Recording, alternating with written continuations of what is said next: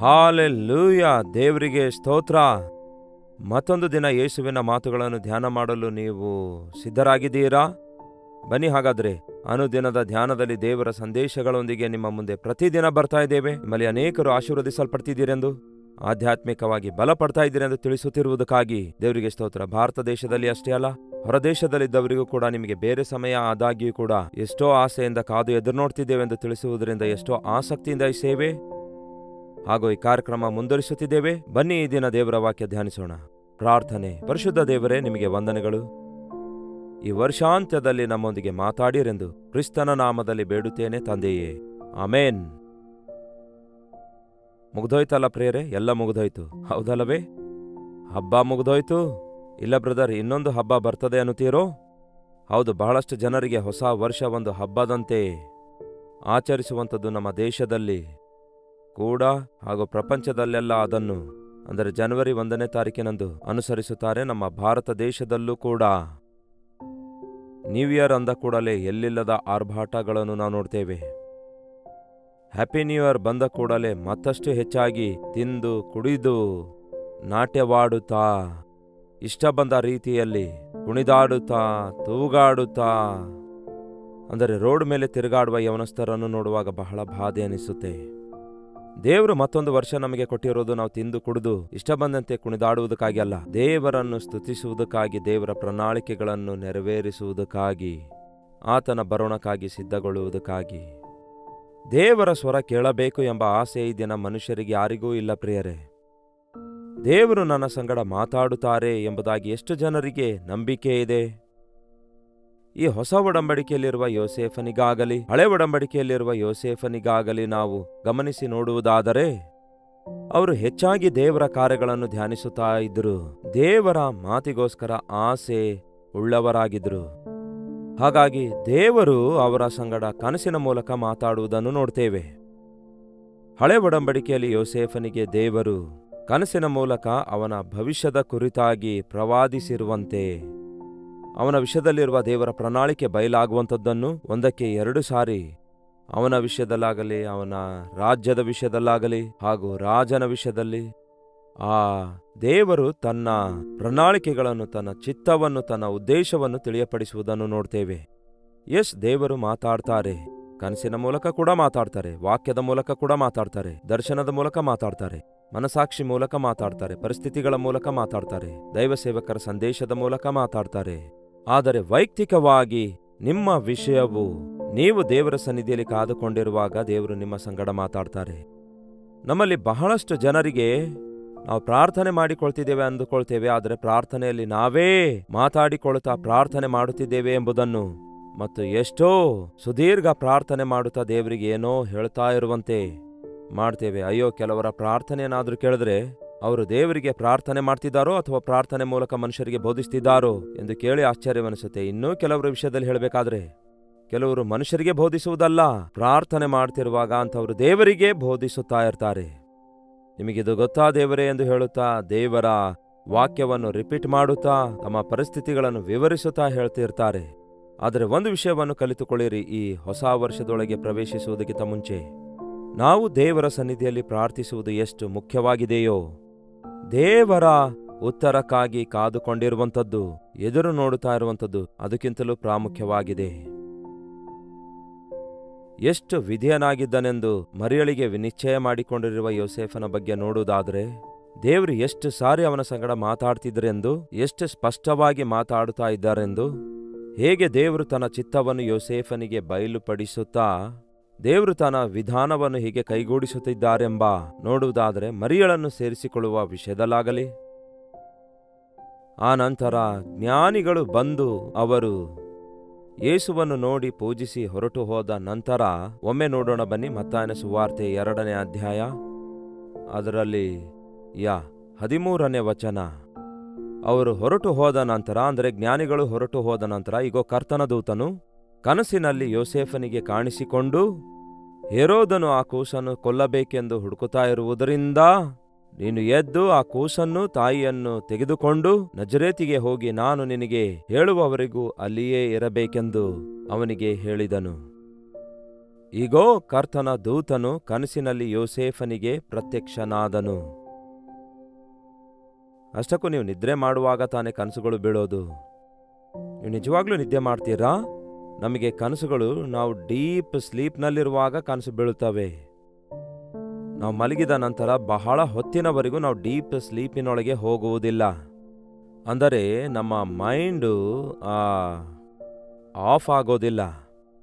ಇನ್ನು ನಾವು ಏನೇನೋ ಕೆಲಸಗಳ ಕುರಿತು, ಆ ದಿನದಲ್ಲಿ ಮಾಡಿರುವ ಕೆಲಸ ಕಾರ್ಯಗಳ ಕುರಿತು, ಇಲ್ಲವೇ ನಾಳೆ ಮಾಡುವ ಕೆಲಸಗಳ ಕುರಿತು ಸುಮ್ಮನೆ ಆಲೋಚಿಸುತ್ತಾ ಇರ್ತೇವೆ. ನಿಂತೋಗಿರುವ ಕೆಲಸಗಳು ಯಾವಾಗ ಪ್ರಾರಂಭಿಸಬೇಕು, ಯಾವಾಗ ಮುಗಿಸಬೇಕೆಂದು ಆಲೋಚಿಸುತ್ತಿರುವಾಗ ಆ ಒಂದು ಕಳವಳದ ನಿದ್ರೆಯಲ್ಲಿಯೂ ಕೂಡ ನಮಗೆ ಕನಸು ಬೀಳುತ್ತವೆ, ಕನಸು ಬರ್ತವೆ. ಯಾವ ಕನಸು ಬರ್ತವೆ? ನೀವು ಏನನ್ನು ಆಲೋಚಿಸುತ್ತೀರೋ, ಯಾವ ಕೆಲಸದ ಕುರಿತು ನೀವು ಆಲೋಚಿಸುತ್ತಿದ್ದೀರೋ ಆ ಕನಸುಗಳೇ ನಿಮಗೆ ಬೀಳುತ್ತವೆ. ಯಾವುದು ನೀವು ಆಶಿಸುತ್ತೀರೋ ಅದೇ ಬೀಳುತ್ತೆ.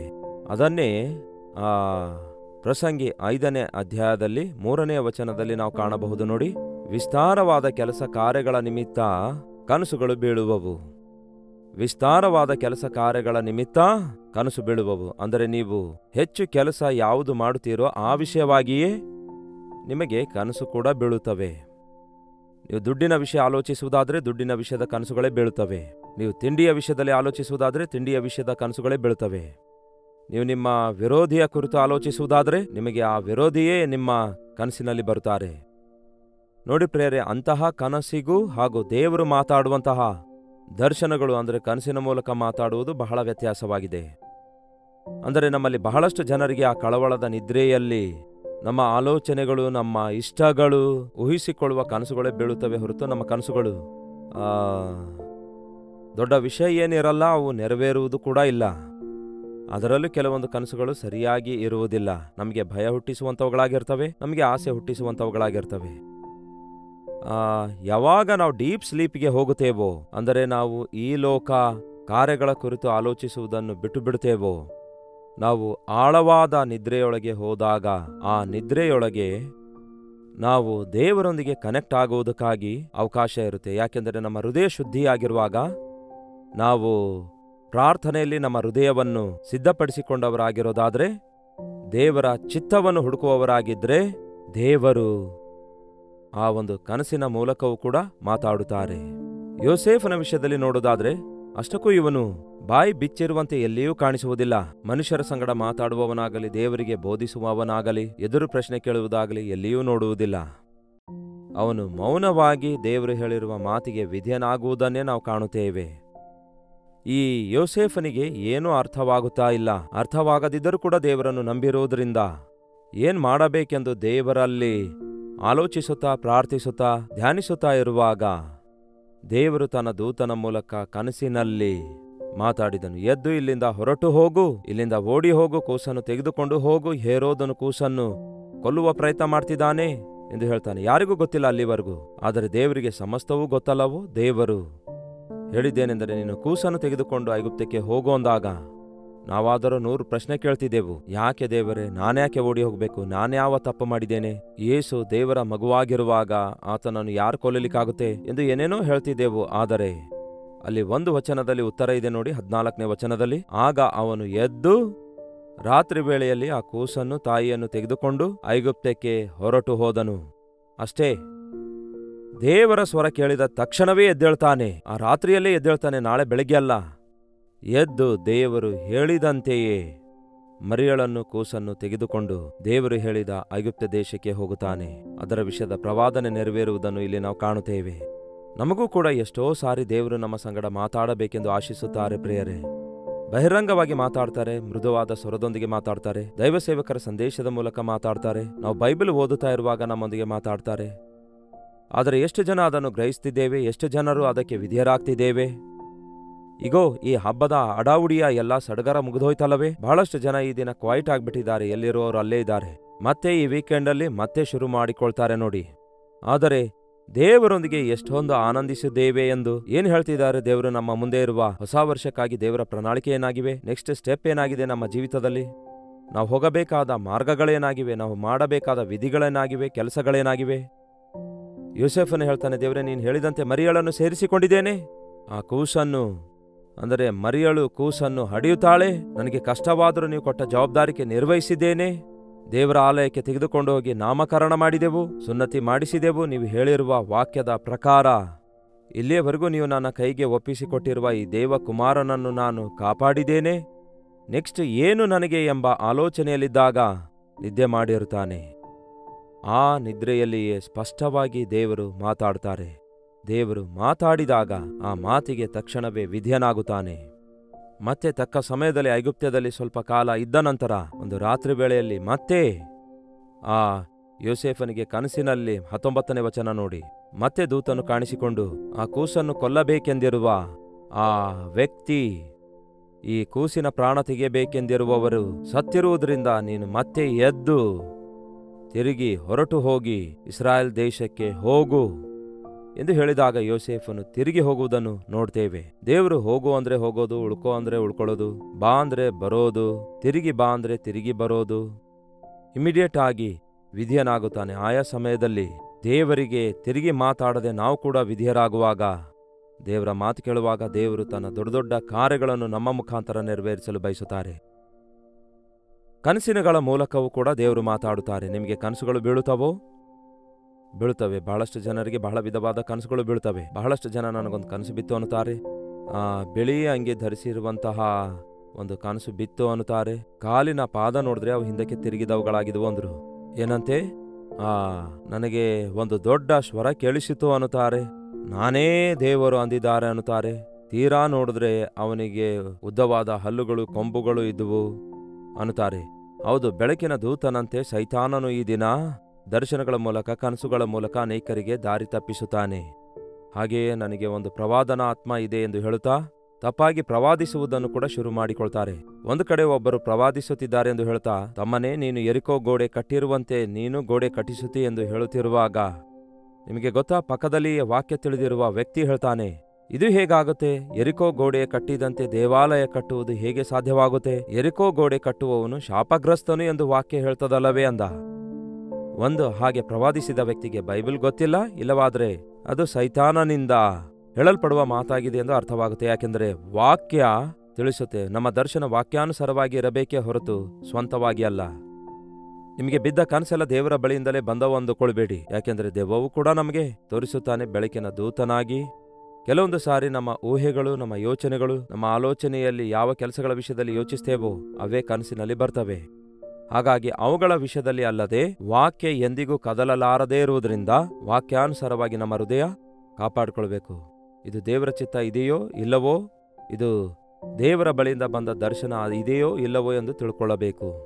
ಹಾಗೂ ಅದೇ ಸಮಯದಲ್ಲಿ ದೇವರು ಕೂಡ, ಮುಖ್ಯವಾಗಿ ನಾನು ಗಮನಿಸಿದ್ದೇನೆ, ಬಹಳಷ್ಟು ಸ್ಥಳಗಳಲ್ಲಿ ಸೇವೆ ಮಾಡುವಾಗ ಓದಲು ಬರೆಯಲು ಬರುವಂಥವರು, ಬೈಬಲ್ ಓದಲು ಸಿದ್ಧರಾಗಿರುವಂಥವರಿಗೆ ದೇವರು ಬಹಳಷ್ಟು ಸಾರಿ 100ಕ್ಕೆ 100 ಸಾರಿ ಹೆಚ್ಚು ಕಡಿಮೆ ವಾಕ್ಯ ಓದುವವರೊಂದಿಗೆ ವಾಕ್ಯದ ಮೂಲಕವೇ ದೇವರು ಮಾತಾಡ್ತಾರೆ. ಅನ್ಯರು ಅಂದರೆ ಬೈಬಲ್ ಇಲ್ಲದಂಥವರು, ವಾಕ್ಯ ಓದದೇ ಇರುವಂಥವರು, ಹಳ್ಳಿ ಊರುಗಳಲ್ಲಿ ಇರುವಂಥವರು, ಇಂತಹ ಅನೇಕರೊಂದಿಗೆ ನಾನು ಇಂಟರಾಕ್ಟ್ ಮಾಡಿದಾಗ, ಅವರೊಂದಿಗೆ ಮಾತಾಡಿದಾಗ, ನೀವು ರಕ್ಷಿಸಲ್ಪಟ್ಟಿದ್ದೀರಿ ಎಂದು ಹೇಳ್ತಿದ್ದೀರಿ, ಹೇಗೆ ಗೊತ್ತಾಯಿತು ಎಂದು ಕೇಳಿದಾಗ ಅವರು ಹೇಳಿರುವ ವಿಷಯಗಳು, ದೇವರು ನನಗೆ ದರ್ಶನದಲ್ಲಿ ಕಾಣಿಸಿದ್ದಾರೆ, ಕನಸಿನಲ್ಲಿ ಕಾಣಿಸಿದ್ದಾರೆ, ದಿನಾಲು ದೇವರು ನನ್ನ ಸಂಗಡ ಮಾತಾಡ್ತಾರೆ ಎಂದು ಕೆಲವು ಮಾತುಗಳು ಅವರು ಹೇಳ್ತಿರುವಾಗ, ಅವರ ಕನಸು ದರ್ಶನಗಳಲ್ಲಿ ದೇವರು ಅವರ ಸಂಗಡ ಮಾತಾಡ್ತಾರೆ ವಿದ್ಯಾಭ್ಯಾಸ ಇಲ್ಲದವರೊಂದಿಗೆ.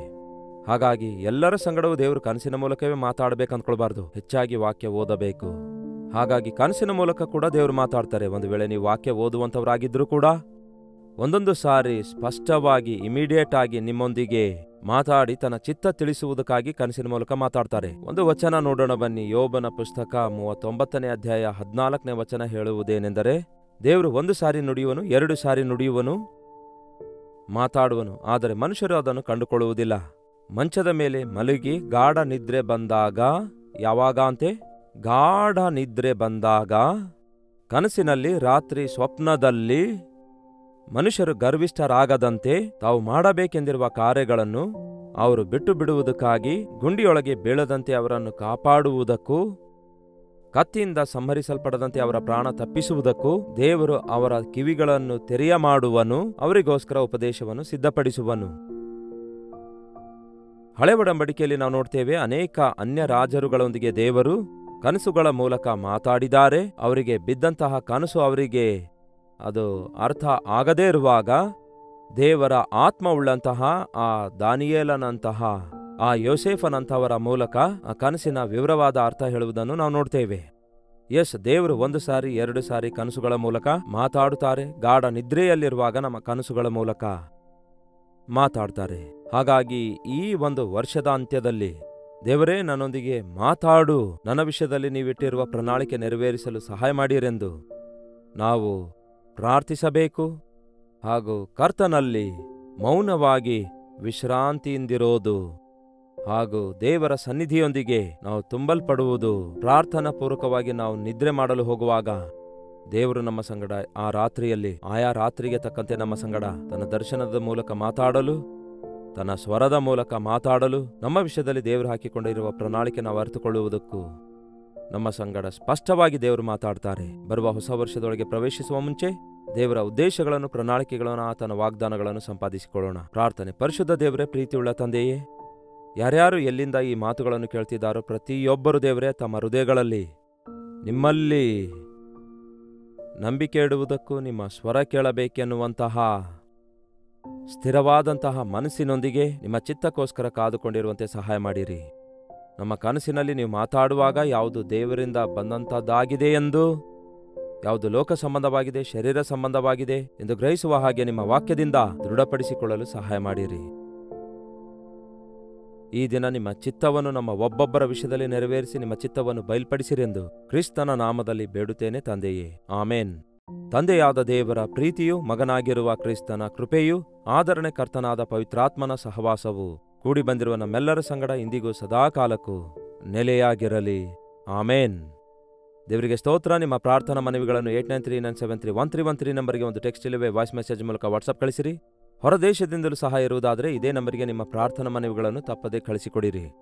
ದೇವರ ಸನ್ನಿಧಿಯಲ್ಲಿ ಕಾದುಕೊಂಡಿರೋಣ. ದೇವರ ಚಿತ್ತ ಅರಿತು ದೇವರ ಆಶೀರ್ವಾದಗಳೊಂದಿಗೆ ನಮ್ಮ ಮುಂದೆ ಇರುವ ಹೊಸ ವರ್ಷದಲ್ಲಿ ಪ್ರವೇಶಿಸೋಣ. ಕರ್ತನ ಚಿತ್ತ ಇರೋದಾದರೆ ಮತ್ತೆ ನಾಳೆ ಇದೇ ಅನುದಿನದ ಧ್ಯಾನ ಎಂಬ ಕಾರ್ಯಕ್ರಮದಲ್ಲಿ ಮತ್ತೊಮ್ಮೆ ಭೇಟಿಯಾಗೋಣ. ಅಲ್ಲಿವರೆಗೂ ದೇವರ ಮಹಾಕೃಪೆ ಸದಾಕಾಲಕ್ಕೂ ನಿಮ್ಮೆಲ್ಲರ ಸಂಗಡ ನೆಲೆಸಿರಲೆಂದು ಹೃದಯಪೂರ್ವಕವಾಗಿ ಹಾರೈಸುತ್ತೇನೆ.